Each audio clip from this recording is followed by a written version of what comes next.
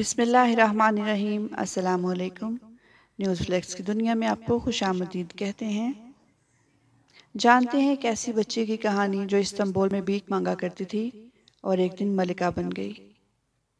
وہ چھوٹی سی بچی جس نے کبھی استنبول کے اسٹیڈیم میں اپنے گھر والوں کو فاقوں سے بچانے کے لیے رحم کی بھیک مانگی تھی، اب ملکہ بن چکی تھی۔ وہ تاریخ پر اپنا نشان چھوڑنے کے لیے پرعزم تھی۔ یہ 6 صدی عیسوی کی بات ہے۔ تقریباً 20 سال کی ایک انتہائی خوبصورت لڑکی مشرقی سلطنت روم کے علاقے مصر سے اکیلے سفر کرتے ہوئے انطاکیہ، جو کہ ترکی کا ایک شہر ہے، وہاں پہنچی۔ اس لڑکی کی منزل دنیا کی اس وسیع و عریض سلطنت کا دارالحکومت استنبول تھا۔ یہ واضح نہیں کہ اس لڑکی نے یہ سفر زمینی راستے سے کیا یا سمندر کے ذریعے سے، لیکن ایک بات پر مورخین متفق ہیں کہ اس طویل سفر کے دوران تھیوڈورا نامی اس لڑکی کا ذریعہ آمدن جسم فروشی ہی رہا ہوگا۔ تھیوڈورا کا تعلق نچلی سطح کے تھیٹر کی دنیا سے تھا، اور مورخین لکھتے ہیں کہ اس زمانے میں تھیٹر کی لڑکیوں کا جسم فروشی کرنا ایک عام بات تھی۔ انطاکیہ میں قیام کے دوران تھیوڈورا کی ملاقات اپنی طرح تھیٹر کی دنیا سے تعلق رکھنے والی میسیڈونیا سے ہوئی، اور میسیڈونیا کو تھیوڈورا بہت پسند آئی۔ ایک دن تھیوڈورا کو مایوس دیکھ کر میسیڈونیا نے اس سے وجہ جاننا چاہی۔ تاریخ گمان کرتی ہے کہ اس دن تھیوڈورا نے میسیڈونیا سے شاید اس صوبائی اہلکار کا ذکر کیا ہوگا جس نے پہلے استنبول میں اسے دیکھ کر پسند کیا اور اپنے گھر لے گیا، اور پھر کچھ عرصہ اپنے پاس رکھ کر نکال دیا۔ تھیوڈورا اب اسی وجہ سے واپس استنبول پہنچنے کی کوشش کر رہی تھی۔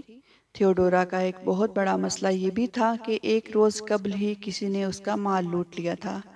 میسیڈونیا نے اس کی بات سن کر اسے تسلی دی اور اس کے حالات بدلنے کی پیشین گوئی کرتے ہوئے کہا کہ تم مایوس مت ہو، قسمت کی دیوی تم پر بہت مہربان ہے اور وہ تمہیں ایک امیر عورت بنا دے گی۔ اب تھیوڈورا جیسے پس منظر کی لڑکی کے لیے میسیڈونیا کی یہ پیشین گوئی کتنی جلدی اور کتنی زیادہ درست ثابت ہوگی، اس کا اس وقت سلطنت روم تو کیا، شاید کسی بھی معاشرے میں تصور کرنا بہت مشکل تھا۔ میسیڈونیا کے بارے میں تاریخ اس واقعے کے بعد خاموش ہو جاتی ہے، لیکن استنبول کی طوائف گلی کی ناچنے والی تھیوڈورا چند ہی برسوں میں سلطنت روم کی ملکہ بن چکی تھی۔ اسے آج تک ایک طاقتور ملکہ کے نام پر یاد کیا جاتا ہے، جس نے 3 براعظموں پر پھیلی اس عظیم مشرقی سلطنت روم یا بازنطینی سلطنت پر 2 دہائیوں تک اپنے شوہر شہنشاہ جسٹنین کے ساتھ مل کر حکمرانی کی۔